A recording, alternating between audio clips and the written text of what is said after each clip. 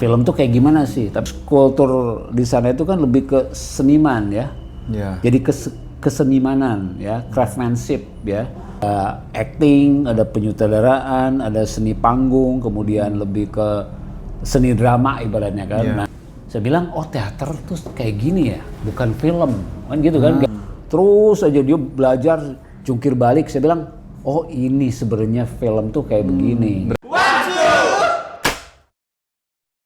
Oke, Pak Rikrik, selamat sore. Makasih banyak udah mau datang nih di podcastnya kita. Namanya ini apa? One to take ya?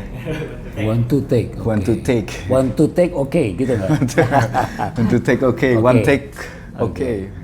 Siap. Nah, Pak Rikrik, ya makasih banyak sekali lagi udah mau datang gitu ya. Nih, Pak Rikrik ini pernah jadi salah satu dosen saya sewaktu saya mahasiswa nih. Gimana kabarnya Pak Rikrik, sehat sih? Baik, alhamdulillah. Itu tahun berapa ya Pak ya waktu itu? 2000. Masa sebelum Covid ya? Sebelum Covid 2019-an ya. Iya 2019-an. Cuman saya keajar cuma 1 semester kalau nggak salah 5 bulanan ya Pak ya waktu itu. Iya. Sayang banget padahal udah sak tuh Pak. Baru aja klop. Oh gitu ya. Udah ditinggal kemarin.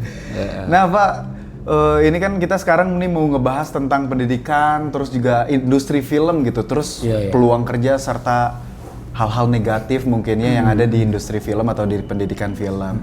Nah, tapi sebelum ke sana nih, Andre mau nanya dulu, hal apa sih yang pertama kali bikin Pak Rikrik tuh tertarik di dunia film sampai akhirnya milih gitu jadi syuting-syutingan gitu, jadi syuting film, terus sekarang jadi dosen film juga ya di Unpad gitu Pak. Boleh Pak. Oke. Ya, terima kasih Andre. Jadi sebenarnya awal itu adalah dulu tuh kan persepsi film itu bagi saya yang dulu tuh dari SMA gitu ya, nggak kepikiran film tuh kayak gimana sih, tapi ada keinginan untuk masuk dunia film, tapi karena blank ya, nggak ada yang nge-guide, terus ekosistem maksudnya pergaulan juga tidak ada yang kenal gitu ya. Satu saat waktu itu setelah lulus SMA sempat 2 tahun nganggur ya kan, karena ya mungkin lebih banyak di pergaulan dan jalanan lah ibaratnya gitu. Akhirnya saya menemukan seseorang, seorang teman lah ya di situ, senior gitu ya. Dia tuh sekolahnya di dulu tuh STSI ya, sekarang ISBI ya. STSI Bandung. Jadi teater. Dia jurusan teater. Jurusan teater. 4 tahun lebih tua di atas saya gitu kan. Terus saya diajak untuk diracunin ibaratnya, teater tuh begini bla bla bla bla. Ada acting, ada penyutradaraan, ada seni panggung, kemudian lebih ke seni drama ibaratnya kan. Nah, karena saya waktu itu ya nggak ada pilihan lain dan memang harus kuliah, dan saya juga ada sedikit suka seni gitu ya. Akhirnya saya gabung di situ.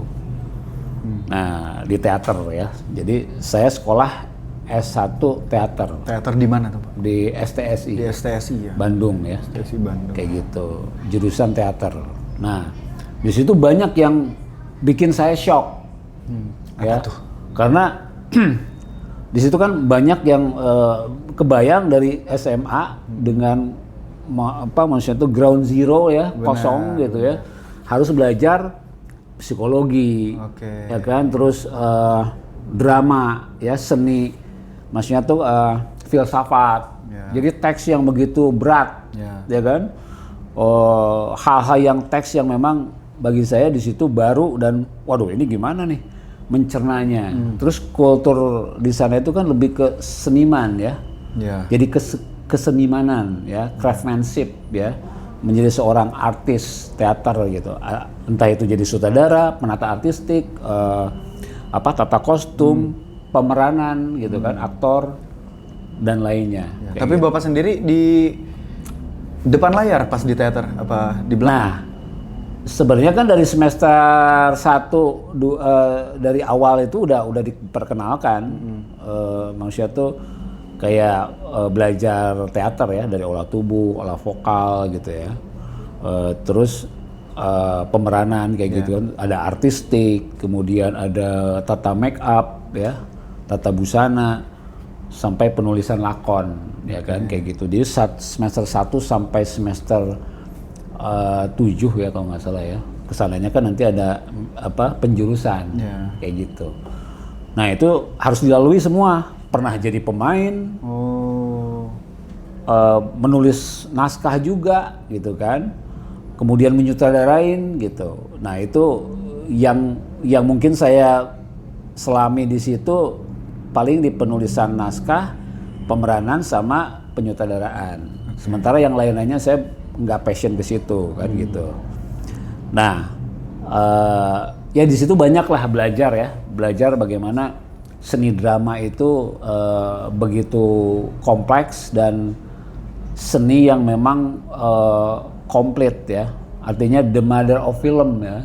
Baru tahu saya juga the mother, ibunya film itu teater. Ibunya. Gitu. Nah, terus ya itu di situ akhirnya banyak belajar tata panggung, dramaturgi, hal-hal yang mungkin ada teorinya, kemudian prakteknya, tapi lingkupnya di panggung, seni panggung. Nah, menjelang semester mau tugas akhir, saya ke Jakarta. Ke Jakarta. Nah, sebenarnya ada kegelisahan di situ. Saya bilang, oh teater tuh kayak gini ya, bukan film, kan gitu kan, nggak belajar film. Walaupun di semester 6-7 kalau nggak salah audiovisual diperkenalkan. Tapi nggak dalam. Iya, fotografi, audiovisual, tapi kan bukan kayak yang saya bayangkan. Setelah itu kan udah mengenal nih, oh film tuh begini nih. Saya suka seringkali ke tim ya atau ke IKJ, nongkrong aja, pengen tahu aja, ikut nyolong kelas di IKJ gitu ya, sampai ditanya gitu kan sama beberapa dosennya, Pak Fritz dulu tuh kan, terus Mas Gotot gitu kan, wah dewa-dewa film gitu. Saya excited banget, oh ternyata film tuh begini nih, beda gitu kan. Saya pikir di teater tuh dipelajarin juga. Kamera tuh kayak gimana kan, teknologi kan, kita kan dulu blank. Terus dulu kan masih zaman VHS beta gitu kan, kayak gitu, yang untuk kameranya juga D35 gitu kan. Belum ngalamin ya D35. Belum. Jauh dari itu kayaknya kalau Andre itu. Jadi lens maksudnya tuh video banget lah ya, kayak gitu. Nah, itu blank. Kemudian berakting juga acting panggung kan. Nah, penulisan naskah pun penulisan naskah panggung. Kayak gitu. Nah, saya ke Jakarta sampai cuti 2 tahun. Cuti 2 tahun? Cuti 2 tahun. Kebayang nggak tuh? Saya ke Jakarta tahun 2000, baru balik lagi tahun 2002 untuk ditelepon oleh dulu tuh kampus. Iya, ketua jurusan ketua jurusan ya. Ketua jurusan. Pak Saini sama Pak Benny Yohanes, Rick, kamu sudah saatnya harus balik dan harus diselesaikan, kalau nggak di DO. Ada program DO kan. Akhirnya ibu almarhum ngasih tahu juga, akhirnya saya balik lagi ke Bandung menyelesaikan semua skripsi. Waktu itu saya kajian. Oh, kajian ngambilnya. Kajian itu juga berat sebetulnya. Benar, malah lebih berat kayaknya ya Pak ya. Saya waktu itu penyutradaraan, waduh berat dan biaya kan besar, dan saya juga kurang, maaf ya bahasanya, kurang militan di panggung itu. Jadi kurang mau, kan militansinya kalau di teater tuh kan wah total gitu kan. Ya udah saya nulis deh gitu. Sambil saya belajar juga di beberapa di beberapa kelompok teater gitu ya. Nah, dulu tuh naskahnya naskah Prancis. Itu refleksi dari dari naskah filsafat, buku filsafatnya Jean-Paul Sartre. Itu memang kalau dipikir-pikir berat banget. Bahkan itu the first loh skripsi saya. Boleh di cross check ke alma mater ya dan perpustakaan. Itu saya yang membongkar buku eksistensialisme filsafat, eksistensialisme Jean-Paul Sartre ke dalam naskah teater. Iya, teater Huis Clos namanya, pintu tertutup. Waduh, itu dahsyat banget. Itu dari bahasa Inggris tuh bukunya tuh, Being and Nothingness itu diekstrak lagi ke dalam bahasa Indonesia, diterjemahkan di situ. Dulu dapat pembimbingnya Benny Johannes, sekarang udah guru besar, gitu. Nah, itu saya bangga di situ. Ya, setelah beres, ya saya balik lagi ke Jakarta.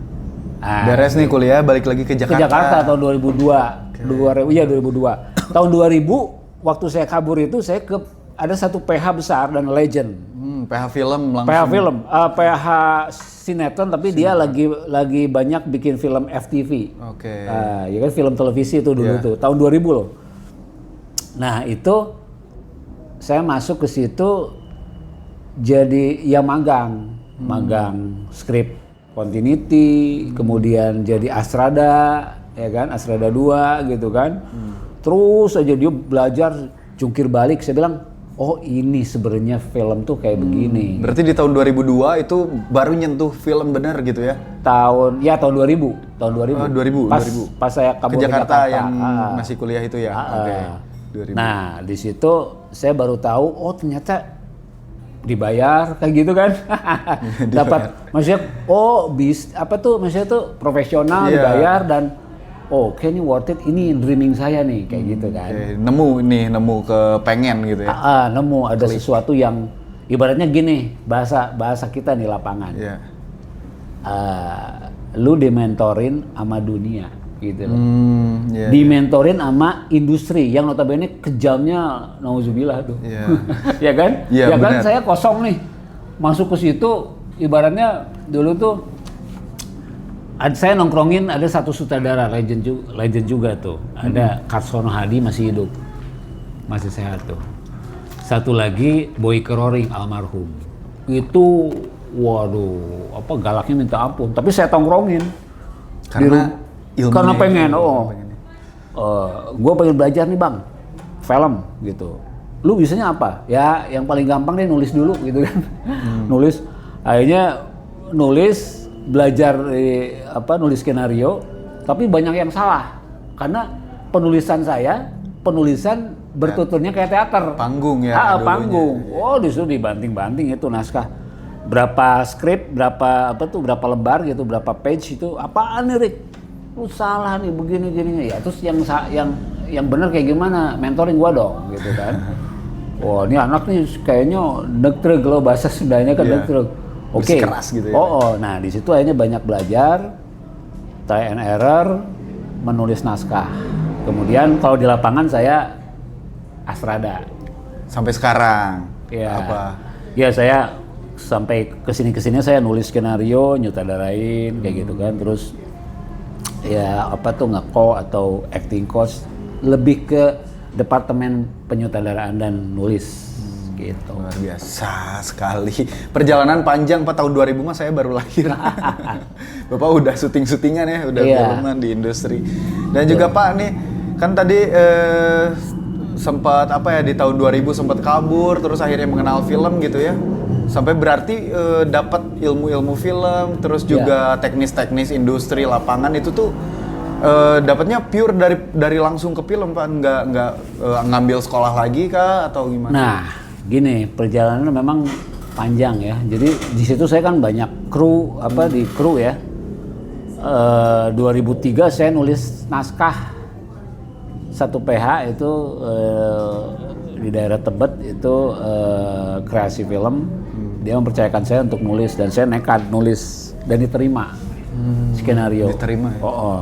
Nulis skenario misteri ya, misteri kisah nyata. Nah di situ saya banyak belajar nulis skenario itu seperti apa. Walaupun tetap mentornya adalah dunia ya kan, bukan mentor yang guru film gitu ya. Jadi saya belajar ke ke DOP, kemudian belajar ke director, belajar ke produser, yang notabene produser itu juga orang broadcast ya, bukan orang film gitu. Tapi saya banyak belajar lah, dan itu berdarah-darah ibaratnya kan, karena tidak sekolah film, ya kan. Dari teater, bahkan dari teater menuju ke film aja udah bleeding, apalagi dari sekolah yang bukan background film ya. Kan itu drama gitu ya. Yang aku bilang tadi kan, the mother of film itu teater. Ya. Dari situ aja saya harus banyak penyesuaian, ya kan? Karena teknologi, bla bla bla. Nah, kemudian 2003, 2004 saya gabung sama Tio Pakusadewo, menuliskan naskah buat beliau. Ada beberapa naskah film, kemudian ya walaupun waktu itu masuk laci ibaratnya kan, kan banyak hal yang kayak gitu ya. Dibayar tapi ya itu perjalanan ya, kayak gitu. Tapi Tio banyak lah ngasih experience buat saya bagaimana film itu dibuat, penulisan naskah itu harus benar-benar tough gitu kan, mau belajar kayak gitu. Terus kesininya 2005, 2007 baru saya punya apa ya? Saya membuat story. Oke, punya cerita sendiri.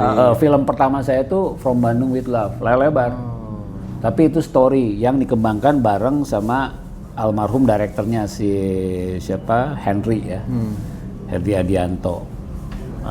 Itu dia direktur yang bareng tumbuh bersama ketika di Misteri itu, ya kan gitu. Nah itu 2007, 2008 mulai cemplung ke film. Mulai cemplung ke layar lebar gitu. Ke layar lebar. Kayak gitu. Nah Pak, ini nih kan tadi dari perjalanan sekolah sebenarnya teater justru gitu ya, nggak sekolah film gitu. Nah berarti menurut Bapak nih seberapa penting sih pendidikan formal gitu ya, pendidikan film gitu, sekolah film gitu di dunia perfilman ini? Sebenarnya ya itu mandatory ya, wajib. Wajib ya. Kalau ibaratnya gini, mau dimentorin sama mentor bener atau dimentorin dunia kan gitu kan? Yang saya bilang tadi.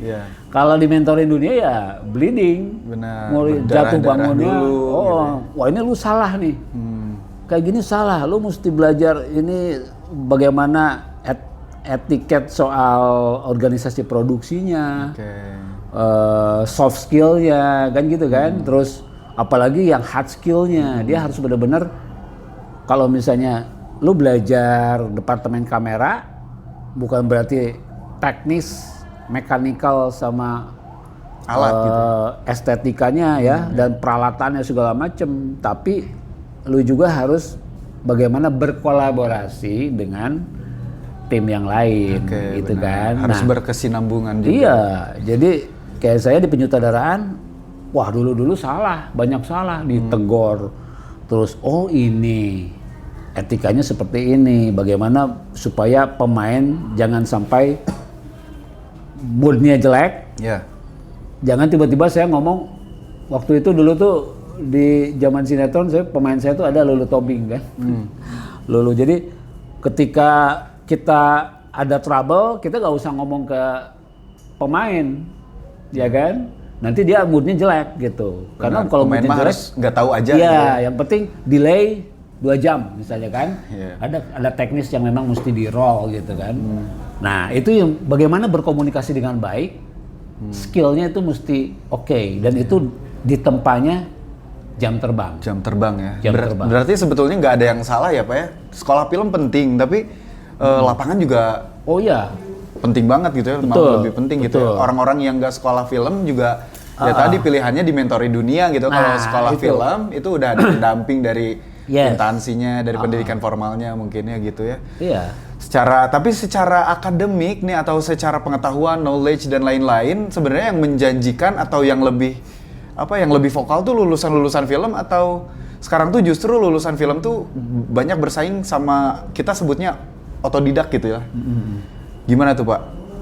Nah sebenarnya gini ya, kalau otodidak yaitu memang merangkak dari bawah dan dia harus men-upgrade skillnya itu dari bawah. Misalnya kayak untuk jadi sutradara zaman sinetron itu jadi script continuity dulu, Atau mungkin jadi Clapper dulu, kemudian naik Street Continuity, kemudian jadi Asrada 2, Asrada 1, lama jadi Asrada 1, kemudian director, kan gitu kan. Itu sekolah alam. Sekolah alam, benar. Ya kan? Itu berdarah-darah. Lu harus siap dengan mental dan totalitas yang luar biasa dan memilih, dedicate untuk memilih dunia film. Nah, itu yang otodidak. Apakah dia bisa berhasil atau enggak? Tergantung personnya. Kalau dia mau belajar, it's okay, kayak gitu kan. Nah, yang sekolah, ada sekolah film, ada sekolah kayak misalnya kan banyak sekarang nih sekolah film tapi bukan film. Oke, kayak DKV, ilmu ya, komunikasi kayak gitu. Misalnya kita nyebut ya DKV, desain komunikasi visual, tapi di situnya ada film iklan kayak gitu kan, tapi bukan film cerita ya kayak gitu atau drama. Kemudian ada Vkom ya, Prodi TV dan Film, nah kayak gitu. Kemudian ada juga kalau di apa ya, sekolah ya Prodi TV Film ya. Iya, Prodi TV Film. Kemudian ada audiovisual kayak gitu kan, seni audiovisual. Di institut seni ada juga yang bikin, semua institut seni yang negeri di Indonesia pasti ada seni filmnya. Iya, yang berbau audiovisual paling enggak. Iya, gitu. audiovisual. Kemudian sekolah-sekolah yang memang bukan IKJ lah ya. Yang kedua itu IKJ. Itu ibaratnya soko gurunya lah, ibaratnya masternya lah untuk perfilman Indonesia, ya kan. Dari zaman LPKJ, kemudian IKJ, Institut Kesenian Jakarta, di situ ada majoringnya ke film, ada penyutradaraan, departemen kamera, sinematografi, ke editing, kemudian ke produser ya, kayak gitu. Nah itu benar-benar murni film dengan ekosistem yang udah teruji. Kemudian kurikulum dan experience para lulusannya yang udah berhasil lah ya, gitu ya. Prestasi. Nah ada 2 rumpun itu. Kemudian di Jogja juga ada kan sekolah film. Nah itu juga bagus, maksudnya tuh yang lebih spesifik tapi JFA ya, Jogja Film Academy. Ya. Nah ya itulah rumpunnya gitu. Ada sekolah seni film yang memang nggak banyak, ada juga yang Prodi TV Film di bawahnya misalnya FISIP, entah itu Vkom, FISIP juga ada loh. Ya FISIP ya ada ya. Ada yang FISIP dia bawahnya tuh ada film, kajian film ada juga. Iya, sekarang banyak ini. Terus sekolah-sekolah yang ya berbau film gitu ya. Nah itu ada 2 rumpun itu. Nah cuman ya problematiknya adalah kalau sekolah IKJ itu udah pasti ya, dia mempelajari semua bidang yang memang yang equal ya, satu sama lain saling berkesinambungan. Iya di filmnya ya kayak gitu kan. Tapi kalau yang di luar itu masih ada ketidakseimbangan kan kayak gitu kan. Satu sama lainnya gitu ya. Iya, dari yang dipelajari khususnya. Ya, gitu. kayak gitu. Nah, ngelihat fenomena sekarang nih Pak, banyak lulusan film yang apa ya? Khususnya tantangan di generasi sekarang gitu kan, bersaingnya tuh sama orang-orang yang justru dia non kompetensi dalam artian lulusan SMA gitu, bukan SMK bahkan gitu. Lulusan SMA pun sekarang udah bersaing sama sarjana film gitu di industri kan. Itu banyak kejadian paling enggak di dunia audiovisual lainnya kayak iklan gitu Pak, dan yang kayak gitu. Nah kira-kira tantangan sendiri buat orang-orang yang sekolah film tuh apa sih Pak? Sekolah film yang mana dulu nih? Sekolah film yang keduanya deh Pak. Oh gitu. Iya. Kalau yang kayak IKJ dia para seniornya dia, alumninya dia merangkul ya. Ibaratnya mengajak mereka mengedukasi, kemudian menginkubasi di industrinya sampai lahirlah menjadi filmmaker. Itu hebatnya. IKJ. Jadi memang dirangkul gitu ya, terus Betul. ada apa ngeling gitu ya, terkoneksi terus betul. gitu ya sampai. Ya betul. Jadi gini, misalnya Andre lulusan IKJ, dia pengen ke apa tuh ke kamera, departemen sinematografi lah ya. Ya. Pengen jadi sinematografer gitu. Dia diajak, dirangkul untuk masuk ke jadi asisten dulu. Oke. Ya kan? Bahkan jadi lighting man dulu atau misalnya jadi askam, magang gitu. Terus diinkubasi. Ibaratnya dilahirkan oleh para seniornya. Nah, itu kayak gitu tradisinya sampai akhirnya jadi seorang DOP. Nah, prosesnya panjang. Banyak lah kayak kalau saya sebut namanya semua dari para sinematografer Indonesia ada 10 misalnya kan. Itu turunannya banyak. Ini turunan siapa? Si A. Oke. Itu udah dikenal tuh. Omongan saya semua pasti anak-anak IKJ atau di industri udah tahu. DOP A turunannya siapa nih? Ya, jadi sampai ke bawahnya udah ada gitu. Si B, si C, si D. Stylenya dia itu. Oke. DOP B, DOP C, D kayak gitu loh. Jadi masing-masing udah apa ya? Udah ada paketan gitu, udah ada turunannya Iya, masing-masing. karena ekosistemnya udah bagus dan bagusnya tuh karena sesama alma mater kayak gitu kan. Nah, itu di IKJ kayak gitu ya. Kita nyebutnya IKJ aja lah, sebut nama kayak gitu kan. Nah, kalau yang yang lain saya belum terlalu paham. Kayak JFA bagus secara ini ya, praktikalnya bagus, cuman belum tahu karena kan baru kan. Baru juga ya JFA. Nah, Cuma, kalau untuk untuk di kampus-kampus lain nih, kayak gimana nih? Dia khususnya di Bandung nih. Di Bandung tuh ya sebenarnya di beberapa daerah gitu yang membuka prodi TV dan film, problemnya tuh adalah mungkin dari yang apa, ada kan badan yang untuk kompetensi film kan kayak gitu, atau mungkin akreditasi gitu. Akreditasi itu speknya udah disampaikan kayak gitu kan. Memang mungkin ada ya kayak mata kuliah yang memang mensupport, misalnya dari mulai dari sinematografi, kemudian editing, penulisan naskah skenario gitu ya, penyutradaraan, terus sound gitu ya, terus ke produksi kayak gitu, make up, terus wardrobe ya, artistik gitu ya, itu ada 9 bidang utama lah kayak gitu ya. Nah mungkin ada di situ, cuman agak macetnya mungkin karena pengajar yang memang krisis ya. SDM pengajarnya. SDM pengajar. SDM pengajarnya itu problemnya adalah kalau misalnya lulusan dari film, dia pasti jadi praktisi. Iya. Kayak gitu kan. Sedangkan yang mau ngajar, nah kalau susah ya kalau totally ngajar, berarti dia harus mengenyampingkan profesi lapangannya. Profesi yang praktisinya.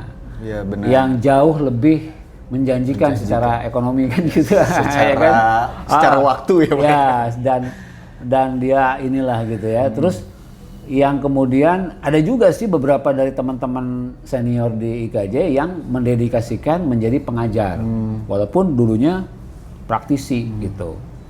Nah itu hal yang saya appreciate banget gitu. Itu nurani kayaknya yang terpanggil ya Pak ya? Dan dia memang dedicate, dan dia masih terlibat di dunia praktisi walaupun nggak banyak syutingnya sesering para praktisi gitu ya.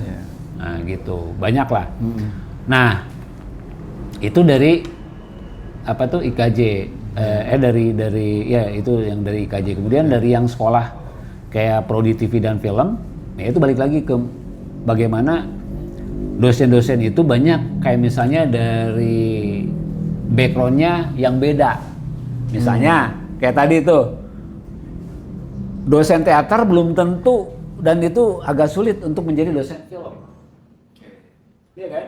Kayak saya kan mungkin tadi pada saat awal saya bicara kan, ketika saya notabene orang sekolah teater, akademi teater gitu kan, kayak gitu ya, masuk ke film aja udah berdarah-darah kayak gitu kan, sampai akhirnya film tuh seperti ini, apalagi untuk mengajar. Benar ya, kan? Itu sense-nya susah ya Pak. Karena kalau film itu kan seni ya, jadi kita mesti mengajarkannya juga bukan hanya paham aja, tapi kita mesti mengupgrade terus lebih ke bagaimana prinsip film itu disampaikan, terus terus belajar, bukan hanya teknis ya. Iya benar. Bukan hanya teknis, tapi di luar itu yang mahal tuh experience-nya. Yang bisa di-combine dengan teori. Benar. Nah, teorinya kan mesti banyak tuh, yang maksudnya bukan banyak, mesti dipelajari juga tuh. Iya, karena film tuh udah melibatkan nggak soal teknis, bener, kayak perasaan, logika itu main semua ya Pak ya, di situ ya. Nah Pak, ngelihat saya juga kan sendiri lulusan film katanya ya Pak ya. Katanya film, tapi nggak tahu. Di jasa sih film alhamdulillah Pak, tapi nggak tahu kalau di dikti nggak tahu ya Pak ya, film apa enggak. Saya juga lulusan film. Nah, memang khususnya di Bandung gitu, saya juga nggak film-film amat jadinya gitu. Di Bandung tuh jadi bingung gitu Pak, lulusan film, terus sekarang fenomena kampus bermunculan baru banyak banget jurusan TV film gitu, mengatasnamakan film pokoknya gitu. Nah sedangkan tadi yang Bapak bilang sendiri gitu ya, yang disayangkan adalah dari SDM pengajarnya sendiri. Iya. Nah ngelihat fenomena itu Pak, sebaiknya kita tuh harus ngapain sih Pak? Ya harus merubah dari atasnya ya. Kalau dari bawahnya kayak misalnya mahasiswa udah punya kegelisahan yang luar biasa. Kayak dulu saya sangat appreciate terhadap banyak mahasiswa yang gelisah untuk kenapa sih ini nggak balance gitu ya. Kayak yang saya bilang tadi kan, ada 9 kompetensi itu dia harus equal, harus ada, wajib ada dan setara, dan yang pengajarnya juga punya capable dan CV. Harus CV. CV-nya harus bukan hanya misalnya kayak saya nih, saya sekolah lagi pasca di IKJ. Belum cukup, CV-nya harus benar-benar punya punya CV yang track record-nya pernah bekerja di industri minimal eligible gitu ya Pak. Jadi ketika mendelivery materi segala macam, dia mesti paham itu. Benar. Kayak gitu. CV ya Pak ya, bukan seminar yang 1 hari dapat sertifikat, bukan ya? Enggak lah, itu kan. Nah, itu juga fenomena banyak banget sekarang kan, banyak banget pengajar gitu. Ini juga salah satu keresahan gitu. Pengajar dia tuh lintas jurusan, ngajar lintas jurusan dari apa yang dia sekolahnya dulu apa gitu, ngajarnya apa. Itu tuh dengan satu sertifikat yang didapetin dalam waktu 1 hari atau paling lama juga 1 minggu gitu ya. Betul. Itu kan jadinya ini gimana nih calon sarjana pertanggungjawabannya gitu kan, jadi serem juga kan sebenarnya gitu. Makanya gini Dre sama teman-teman, jadi gini, saya ijazah saya IKJ S2 ya, pasca gitu, penciptaan film. Yang saya kasih itu justru itu belakangan, CV-nya dulu. Iya, benar. Baru dia CV, dia ngelihat CV-nya, oke. Baru dia yang ijazahnya untuk legalnya gitu kan. Nah, karena apa? Film itu mengajar bukan hanya teori ya. Jadi dia harus paham hard skill dan soft skill-nya. Benar. Kayak gitu loh, ya kan? Nah, yang banyak terjadi mungkin di sini kayak mata kuliah penulisan skenario film diajar oleh background-nya teater. Nah, itu juga agak repot, nantinya akan sulit, jadi salah tafsir tentang film itu sendiri. Iya benar. Karena dari format dan juga outputnya juga udah beda gitu ya Pak ya. Sekarang yang diajarkannya juga pasti nggak relevan sama di industri filmnya sendiri gitu ya Pak. Kemudian ada satu contoh misalnya gini, dia tuh misalnya pengajar artistiknya panggung, artistik film beda. Iya. Nah itu dia Pak, itu juga saya ngalamin tuh. Iya. Nama mata kuliahnya tata artistik gitu, kita jurusan film disuruhnya layout panggung gitu kan, itu rada ini ya Pak ya. Nah itu waduh kalau dibahas panjang ya. Maksudnya tuh artistic film itu, waduh dia harus paham tentang teknologi juga, lensa juga harus paham. Lensanya lensa berapa? Terus maksudnya hal yang teknis tentang sinematografi dia mesti knowledge-nya harus tahu. Estetika film itu beda dengan estetika panggung. Ya kan? Benar. Ya kan? Jadi beda, orang medianya beda. Kalau panggung dia letterlock, dia mata secara nyata, ya kan, mata telanjang. Kalau ini kan viewfinder, kamera gitu kan. Terus banyak hal yang di post pro-nya itu bagian dari estetika film. Benar. Mungkin nih Pak, dari sekian fenomena tadi nih, agar kita, jadi kita aja ya Pak, saya juga mewakili diri saya sendiri, biar tetap relevan nih bersaing dengan industri film nih setelah saya lulus dari film, tapi nggak tahu juga nih saya sebenarnya kalau misalkan nggak nongkrong, kalau misalkan nggak main mah nggak tahu gitu lulus dari kampus itu tuh jadi apa mau gitu. Kemana gitu ya? Mau kemana? Nggak dapat gitu, kesalnya dapat. Ya gitu. Itu apa sih Pak yang harus kita lakukan gitu biar ngejar nih sama industri film? Artinya kalau misalnya teman-teman mau terjun ke industri film, ya ibaratnya stepping stone-nya, batu loncatannya, ya ibaratnya magang dulu kan, ke industrinya ya. Film nih, layar lebar misalnya, masuk departemen kamera ya masuk ke applied untuk ke DOP untuk melamar jadi magang di situ, kayak gitu.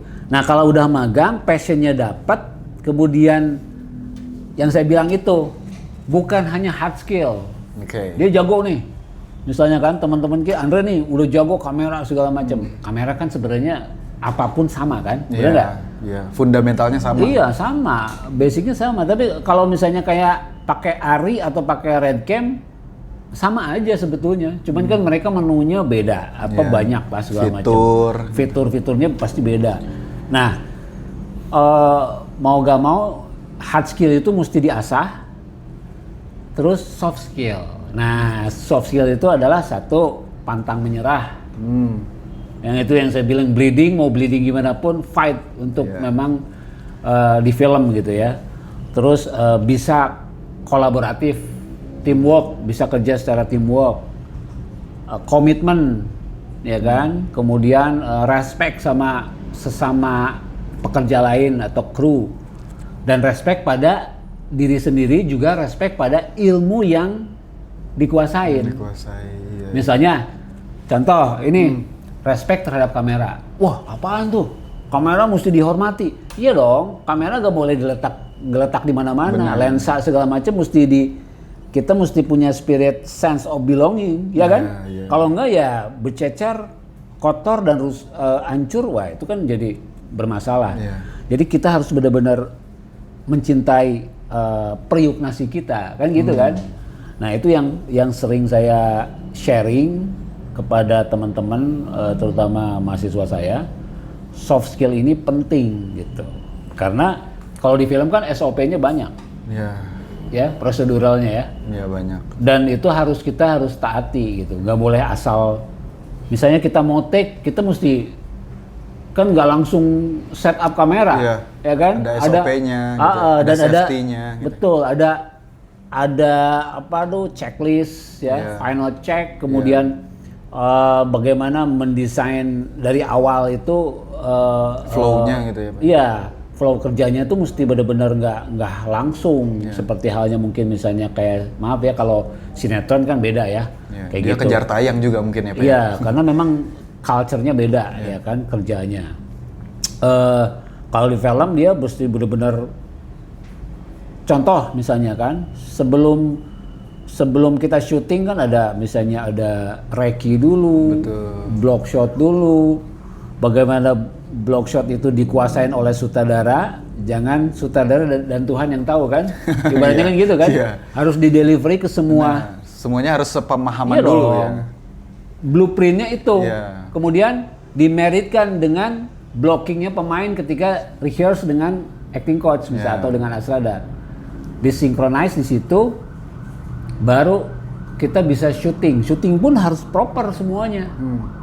Nggak langsung asal syuting. Lighting, sinematografer dia harus pre-light dulu. Ya. Ibaratnya gitu loh. Kayak kita sebelum syuting nih. Syuting misalnya 3 hari lagi. Syutingnya di sini. Dia pre-light tuh mantek-mantek lampu ya. Kira-kira dari mana, bla bla bla segala macam, mappingnya kayak gimana, berdasarkan reki block shot yang memang udah disusun, ya kan? Nah, pada saat syuting nggak mikir lagi, wah gua lampu sih di sini nih, wah ini di sini nih, wah itu udah lama lagi tuh, kalibrasi lagi kan? Udah tinggal jalan aja gitu ya, Pak, tinggal adjustment aja dikit-dikit palingnya. Saya tahu karena saya melihat DOP terus saya ngobrol sama DOP gitu, oh begitu ya, bla bla bla gitu. Kalau saya di bagian penyutradaraan tetap harus saling respect. Gitu. Nah kalau Bapak nih sebagai dosen sekarang di Unpad ya Pak ya, apa sih yang selalu Bapak tanamkan gitu ke mahasiswa Bapak khususnya sama memang orang-orang yang tentunya di jurusan itu yang pengen banget masuk industri gitu Pak? Ya itu yang saya bilang itu ya, kan Gen Z ya, yang saya hadapi itu Gen Z, mereka punya talent yang luar biasa. Hard skill-nya yang selalu saya pesankan itu adalah harus low profile lah ibaratnya gitu ya. Terus respect sama ilmu pengetahuannya, respect sama teman kerja, respect sama yang senior ibaratnya ya. Bukan berarti harus gila hormat gitu ya. Gila hormat bukan, tapi respect ibaratnya gitu kan. Terus mengupgrade hard skill, kemudian belajar juga soft skill. Soft skill saya dulu, waduh berantakan. Bagaimana berkomunikasi salah segala macam kan. Komunikasi bagaimana menyampaikan kepada pemain, yang notabene pemain itu harus moodnya pas. Nah itu tantangan kan? Iya benar. Ya kan? Kemudian nge-brief pemain, contoh nge-brief pemain, bagaimana bisa, bukan berarti kita lebih pintar, tapi bagaimana untuk masuknya. Apalagi misalnya dengan departemen yang lain, bagaimana mengorder kepada departemen artistik atau departemen wardrobe gitu ya, atau make up supaya bisa synchronize satu sama match lain. Gitu ya Pak ya. Nah itu soft skill ya, kerjasamanya harus bagus, pantang menyerah. Kemudian harus benar-benar mencintai dulu nih. Passion ya kan? gitu ya. Passionnya kamu di mana nih misalnya kan. Saya karena banyak nemu lah beberapa lulusan dari Prodi TVF Unpad ketemu di Jakarta di industri ya ibaratnya. Alhamdulillah saya seneng banget karena dia bisa mandiri, organik, terus masuk ke berbagai departemen, ada yang wardrobe, artistik, kemudian jadi keproduksian, di post pro ada, ya kan. Cuman pastinya nggak 100% minatnya ke situ ya, ke film. Ada juga yang ke digital marketing, gitu kan. Atau misalnya konten kreator untuk kayak marketplace gitu, banyak. Jadi di media ibaratnya, di broadcast juga banyak. Nah, gitu. Ini Pak, kan sekarang nih tadi ngomongin tentang industri film dan pendidikan film gitu ya Pak. Sekarang tuh banyak juga lulusan film gitu ya, sarjana film yang banting setir akhirnya ke bidang lain. Nah itu menurut Bapak karena apa? Apakah ekosistem film di Indonesia atau di Bandung deh gitu yang belum mumpuni kah? Atau memang dari kitanya sebenarnya? Kalau di Bandung saya mulai kalau saya ngebaca emang nggak ada ekosistemnya apa? Ekosistemnya ya memang nggak ada, bukan kurang, memang nggak ada. Jadi ibaratnya gini ya, contoh misalnya kita pengen bikin film, punya budget, gue punya budget nih 7 juta apa 8 juta gitu. Terus pengen nyari kru yang small crew ya, film pendek sama pemain, itu sulit di sini di Bandung, sulit. Karena memang ekosistemnya kurang kayak gitu kan. Misalnya mencari asrada, mencari kru gitu ya. Ya yang small crew itu ya. kayak gitu. Nggak harus yang kru yang banyak gitu. Itu sulit kayak gitu kan SDM-nya. Nah, nah itu yang mesti jadi tantangan adalah ketika misalnya tadi kan saya lulusan film yang akhirnya banting setir ya kan. Ke bidang lain. Sebenarnya sah aja. Kalau sekarang ya. Kalau saya berpikir growth mindset lah ya. Jadi fleksibel dengan zaman. Misalnya gini. Ada editor dulu mahasiswa saya tuh 2017 dia udah lulus ya. Terus dia editor sama jadi videographer. Dia ke film pernah beberapa kali jadi asisten, kemudian jadi in-house di studio editing. Kemudian sekarang jadi content creator, mengembangkan konten yang notabene di situ bisa monet ya kan kayak gitu, dan yang dibuat dia konten. Ada animasi, ada yang zaman sekarang kan ada AI kayak gitu kan. Nah, artinya gini, kalaupun banting setir gak jauh-jauh amat lah. Jangan misalnya dari situ, di film tiba-tiba jadi jualan apa gitu kan, kayak gitu kan, ke kuliner misalnya gitu. Minimal dari film dia ke broadcast atau misalnya membuka ekosistem baru di sini yang kecil, tapi dia tetap di media ya kan. Lingkupnya audiovisual gitu. Mungkin misalnya kayak kantor ini gitu ya. Kayak gitu. Terima kasih Pak. Iya, itu sempat pupus harapan tapi makasih. Ya. Jadi kan gini, misalnya gini. Kayak gini kan tetap filmnya mencintai dunia film dengan membuat podcast ya kan, talk about film gitu kan. Terus bikin film pendek ya kan, walaupun setahun sekali gak masalah. Tapi core bisnisnya di digital marketing, misalnya membuat internet ads, namanya tuh iklan gitu kan. Terus konten-konten gak masalah. Saya sih nggak harus masuk top film gitu ya. Karena di industri film itu very very special person. Benar.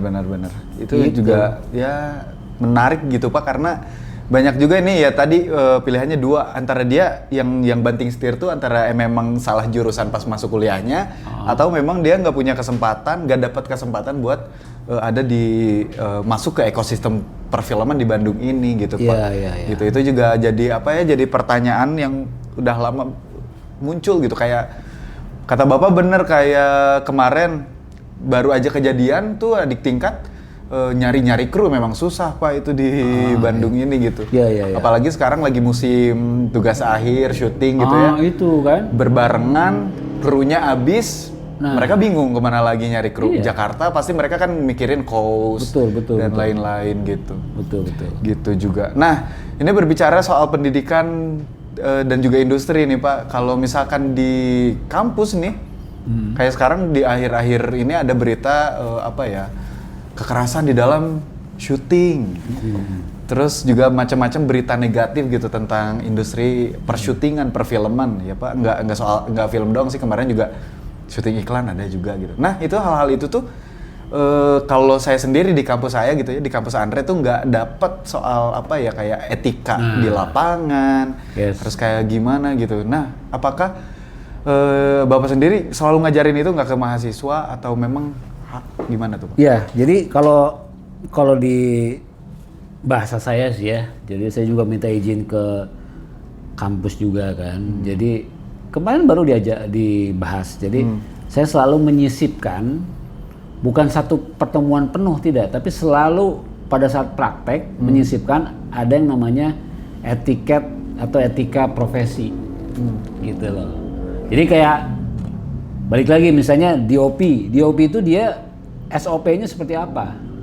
Bagaimana memperlakukan kru, ya, misalnya DOP kepada gaffer, kepada asisten atau kepada lighting man dan all crew semuanya kayak gitu kan, di satu departemen itu. Kemudian departemen itu bagaimana berkoordinasi dengan departemen yang lain, yang bersinggungan semuanya kan. Nah itu harus punya etika kerjanya, ya kan, udah pasti respect. Kemudian bagaimana workflow itu bisa dijalankan dengan baik supaya pekerjaannya bisa lancar. Kan ibaratnya gini, mesti on time, on schedule, on budget. Benar. Ya kan? Benar. Itu aja itu udah pasti itu. Ya kan kalau nggak gitu berarti fail kan gitu kan. Nah, bagaimana ensemble ini termasuk dengan orang belakang layar dan di depan layar yaitu pemain itu bisa berkolaborasi. Itu selalu saya ingatkan. SOP wardrobe. Wardrobe misalnya gini. Contoh nih. Tiba-tiba fait accompli, ibaratnya ditodong nih pas syuting, bajunya kok bukan ini pas presentasi, pada saat syuting loh kok ini, kan nggak mungkin tiba-tiba dipindah, apa cari dulu kemana gitu, nggak mungkin, kita the show must go on kan. Nah itu benar-benar harus benar-benar si wardrobe-nya harus benar-benar dia menyampaikan itu dan firm oleh sutradara, color-nya begini sesuai dengan color palette, bentuknya kayak begini, teksturnya kayak begini, ya kan, dipakainya pas, oke, itu contoh ya. Dan banyak hal lain lah. Benar Pak, ini apalagi ini kayak apa ya, kayak praktik yang nggak sehat, misalkan kerja film 48 jam, misalkan itu non-stop, gitu, atau paling nggak 1 hari gitu ya Pak ya. Terus juga eksploitasi kerja, kayak misalkan kontrak kerja yang nggak pernah ada gitu. Terus misalkan kalaupun ada, juga apa ya, tidak mencakup hak-hak pemeran atau kru gitu Pak, kayak ya banyak gitu sekarang kontrak kerja, bahkan yang nggak pakai kontrak kerja janjinya syuting 2 hari ternyata ada contingency day, jadi 3 hari tanpa ada kesepakatan di kontrak kerja kayak gitu. Itu gimana tuh? Nah, jadi gini, kalau saya kan taunya di industri ya. Nah, kalau misalnya kru itu benar-benar harus ada kontrak kerja udah pasti. Kalaupun ada tambahan pasal atau nyebutnya addendum, misalnya. Misalnya kalau overtime sehari dapat berapa kan gitu kan, honor tambah lagi kemudian transportnya, nah itu berarti dapat tuh kayak gitu kan. Nah, ini hal-hal yang kecil. Nah kalau misalnya bukan di industri, ibaratnya kalau di lingkup film pendek atau misalnya bikin iklan yang notabene budgetnya kecil, tetap harus profesional walaupun dibayarnya kecil gitu kan, tetap dia harus profesional. Nah, seorang produser yang baik, dia memberlakukan, membuat kontrak, itu kalau mentradisikan seperti itu bagus. Walaupun ini misalnya bikin film pendek dengan budget yang kecil gitu ya, tetap dia ada, misalnya kewajibannya Anda harus, kalau pemain gitu harus reading 3 kali, kemudian syuting 2 hari, dan dia komit untuk tidak pulang, ya kan gitu kan? Gitu. Ya memang begitu. Dia harus tetap dia stay di penginapan, ya kan? Terus nanti setelah itu selesai, kita ada press con atau diskusi dan dia harus jadi narasumber. Itu benar-benar kalau bikin Anda membuat, walaupun misalnya bukan di industri, dengan tradisi kayak gitu udah bagus. Cikal bakal Anda jadi produser yang sukses nantinya gitu kan. Mudah-mudahan ya, sekarang banyak sih udah masif gitu sih MOU kerja syutingan itu gitu. Cuman ya ada aja lah ya Pak ya yang nakal-nakal gitu ngelihat budget kecil, nggak usah padahal penting ya Pak ya. Nah itu yang etika profesi, kan itu etika profesinya produser. Benar, di produser ya Pak ya. Nah, ini nih ngelihat si pendidikan sekarang, menurut Bapak gimana sih idealnya pendidikan di perfilman gitu ya, disusun agar bisa ngelahirin filmmaker atau sineas yang enggak hanya kreatif gitu tapi tahan banting gitu Pak? Ya memang harus dari atasnya ya, kayak misalnya kurikulum, terus kalau kompetensi dia badan kompetensi itu beberapa teman ada yang jadi ibaratnya jadi yang nyusunnya lah ya kayak gitu ya. Memang penyampaian ke bawahnya nih, ya kan. Jadi kayak kalau di dikti itu akreditasinya kayak gimana, terus capable nggak si dosennya. Nah ini kan krisis di dosennya juga, pengajarnya ya, pengajar yang bukan orang film yang kemudian akhirnya ngajar film. Nah itu yang akhirnya ibaratnya gini, kalau di film tuh kalau salah dari awal, kesannya pasti salah. Ya kan? Pasti keliru terus gitu ya. Iya, jadi harus inline ketika dia diajarkan pada saat kuliah begini, film tuh prinsipalnya kayak gitu ya kan. Prinsipnya kayak begini nih film tuh. pekerjaannya seperti gini. Terus bagaimana memperlakukan pekerjaan ini dengan baik. Teorinya segala macam dan praktikalnya oke, kesananya pasti benar. Tapi kalau dari awalnya salah, efek domino pada saat dia di industri salah. Ketemu masuk industri dia harus ground zero lagi dari nol. Nah, itu kan bahaya ya Pak ya. Nah itu bahaya juga jadi, ya Pak. Makanya itu dimentorin oleh dunia kan. Bukan dimentorin oleh dosen orang gitu film ya. Orang film yang bener lah kayak gitu kan. Gitu. Iya itu. Ya gitu karena kampus nih Pak. Kok jadi? Ya kampus manapun lah ibaratnya. Ya kampus manapun gitu ya. Yang ngerinya tuh gitu kan sekarang banyak juga kenakalan di ranah akreditasi ya Pak ya. Tercantum akreditasi A padahal pas ada badan akreditasi yang ke kampus tuh sebenarnya kayak